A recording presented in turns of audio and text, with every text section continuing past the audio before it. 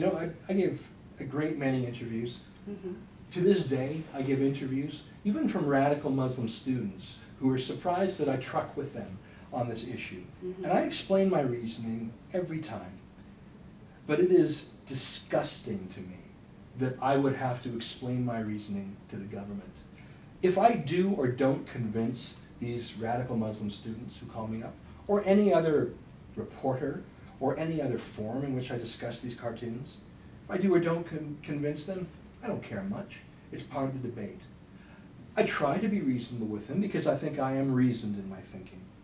But I do not seek to be excused from this complaint because I meet your test of reasonableness, or Laurie Andriachuk, the thug from Lethbridge, who convicted a Christian pastor for having Christian views. She's a thug, you're a thug, your whole company's a thug. I do not seek to convince you, because to do so means that I grant you some moral authority. I will talk to radical Muslims who hate me. For example, Syed Sohrawardi, who attended an anti-Semitic university, who believes in Sharia law. You would be wearing a burqa, and I would be paying a jizya tax because I'm a Jew.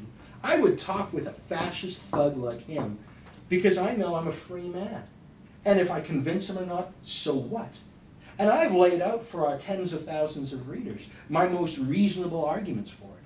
But I am not attempting to be exonerated because I meet your standard of reasonableness.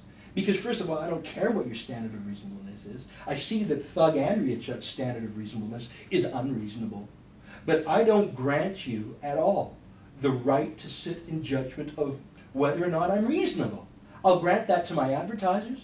I'll grant that to my readers. I'll grant that to friends and people in the social society who may marginalize me or shun me if I'm too rude, or who may like me if I'm their advocate, or who may oppose me or to debate me.